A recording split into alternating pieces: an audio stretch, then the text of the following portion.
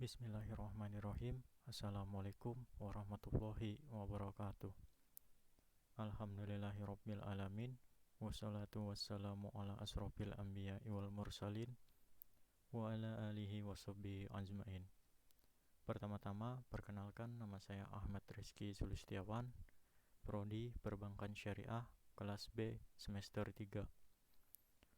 Baiklah, dalam video ini saya akan membahas materi tentang konspirasi perekonomian dunia. Video ini saya buat untuk memenuhi salah satu tugas ekonomi makro dan mikro Islam, yang dimana dosen pengampu Ibu Ayu Azhara MM. Langsung saja kita memasuki pokok bahasan yang pertama, yaitu apakah COVID-19 buatan manusia. Yang kedua, teori skenario New World Order. Dan yang ketiga, tambal sulam kapitalisme. Langsung saja kita memasuki materi COVID-19, apakah buatan manusia. Menurut Prof. Sip Taifang dari National Taiwan University, penambahan asam amino pada virus corona sangat tidak wajar. Biasanya mutasi tidak seradikal itu. Ia merasa aneh bila virus corona mempunyai 4 asam amino. Menurutnya, penambahan asam amino pada virus tidak terlepas dari campur tangan pihak laboratorium. Sumber data kredibel lainnya datang dari Prof. Dr. Francis Boyle, seorang pakar yang turut berperan dalam membuat undang-undang senjata biologi di Amerika. Ia menyatakan bahwa COVID-19 adalah senjata perang biologi yang ofensif. Informasi kredibel lain juga dapat diperoleh dari US National Library of Medicine dari Departemen Kesehatan Amerika Serikat. Mereka sudah mengungkapkan indikasi penggunaan wabah flu sebagai senjata biologi sejak 2003. Serangan sejenis wabah virus corona di seluruh penjuru dunia sudah diprediksi oleh Bill Gates, sang pendiri Microsoft, sejak 2015. Ia berpendapat saat kampanye bencana virus flu tahun 2015 bahwa risiko terbesar bencana global bukan lagi bencana nuklir, melainkan bencana virus. Bill Gates bahkan juga dikabarkan sudah menyiapkan vaksin virus corona. Padahal untuk membuat vaksin memerlukan riset yang tidak sebentar. Pertanyaan lalu muncul, kalau virus secara genetik bermutasi secara alamiah, kenapa tidak serempak terjadi di beberapa wilayah? Apakah ini saatnya peralihan antara Pax Americana ke Pax Judaica? Membahas asal-muasal itu tentu negeri-negeri sedap karena belum ada bukti yang valid. Bentuknya hanya proxy war, maka para intelijen di dunia pun saling tuduh. Ada yang menuduh pihak Cina karena kebocoran laboratorium, ada yang menuduh pihak Amerika yang menyebarkan virus karena motif perang dagang. Selanjutnya, teori skenario New World Order. Apa betul konspirasi corona adalah ulah para elit global? Ada opini dari beberapa pengamat dunia bahwa situasi ini dimanfaatkan untuk membentuk The New World Order. Siapakah mereka? Dari literatur yang penulis pelajari, mereka adalah komando 7 elit global.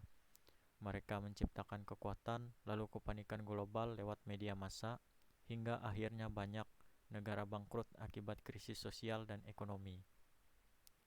Sang elit kemudian akan memberikan solusi akibat kehancuran yang mereka akibatkan.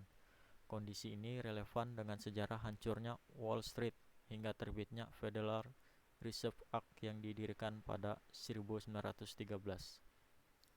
Efeknya setelah itu, Perang Dunia Pertama meletus pada 1914 dan pada 1929 terjadi The Great Depression di Amerika Serikat. Secara negara, Amerika sebenarnya sudah bangkrut akibat depresi di tahun 1933. Tapi kemudian ekonomi Amerika Serikat diselamatkan oleh Undang-Undang Federal Reserve Act yang dibentuk sekelompok bankir yakni J.P. Morgan, J.D. Rockefeller, Jacob Warburg, dan Paul Warburg. Mereka berteriak ekonomi akan runtuh, kita butuh otoritas moneter yang baru. Sekarang ini, Pax Americana pun bertahan hingga saat ini atas dukungan elit global. Pola yang sama akan dilakukan namun lebih luas, membuat ketakutan dunia dan sistemnya lebih besar lagi. Dengan menciptakan virus COVID-19, maka seluruh dunia pun ketakutan. Kenapa harus Cina sebagai awal penyebaran virus COVID-19? Sebab Cina sudah banyak merontokkan bisnis besar negara adidaya. Cina juga menggalang dukungan negara-negara Eropa dan Asia untuk mensukseskan proyek obor. Selain untuk meruntuhkan dominasi Cina, mereka juga memantau cara yang negara itu lakukan, yaitu lockdown.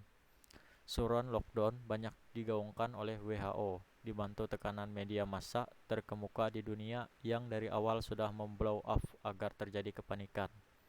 Banyak negara melakukan hal itu, hasilnya mata uang hancur, pasar global anjlok, perbankan runtuh. Tujuan elit pun sukses membawa dunia menjadi krisis global. Setelah itu, semua terjadi, lalu apa yang ditawarkan? Tentu vaksin. Dana negara akan tersedot untuk memburu vaksin ketika negara sudah diambang bangkrut, apalagi selanjutnya. Tentu saja selanjutnya elit konspirasi ini menawarkan solusi untuk pemulihan ekonomi. Dengan utang-utang yang baru, negara di dunia akan tenggelam dengan utang yang entah sampai kapan harus melunasinya. Ekonomi sudah dikuasai dan mereka bisa menerbitkan bond atau surat utang tanpa jaminan. Bahkan ketika pasar modal terjungkal, mereka juga bisa membelinya dengan harga yang murah. Fase selanjutnya, utang yang tak sanggup dibayar negara, hancurnya ekonomi secara global akan membuat langkah para elit semakin mudah untuk mengontrol dunia. Bahkan akan dibuat mata uang jenis baru yang ditawarkan kepada dunia. Apakah COVID-19 sudah berakhir dari senjata biologi? Jawabannya tidak, karena ini baru fase percobaan. Bila dunia sudah sembuh perekonomiannya, maka akan diciptakan wabah baru yang lebih ganas lagi. Bagaimana dengan Indonesia? Indonesia sudah tepat tidak menerapkan lockdown karena ekonomi harus tetap berjalan. Masyarakat tidak usah panik dan cemas, tapi selalu waspada dengan skenario yang ada. Ini baru fase awal dan akan ada lagi drama lanjutan yang tidak kita harapkan. Dan materi selanjutnya, tambal sulam kapitalisme. Terlepas dari fakta bahwa Great Reset menjadi bahan konspirasi, gagasan ini sendiri menarik untuk dibahas dari sisi ekonomi itu sendiri. Direktur Center of Economic and Law Studies, Celios Bima Yudhistira mengatakan tawaran gagasan sebenarnya adalah hal yang biasa di tengah krisis ekonomi. Pada era depresi besar 1930, gagasan yang muncul adalah intervensi besar negara pada pasar karena mereka adalah satu-satunya pihak yang ketika itu punya kemampuan demikian. Kita mengenalnya dengan Keynesianisme. Lalu ketika negara justru memperlambat ekonomi, muncul gagasan neoliberalisme pada periode 1970-an, yang intinya adalah melepaskan peran negara seminimal mungkin. Wujud dari gagasan ini adalah misalnya penghapusan subsidi dan privatisasi.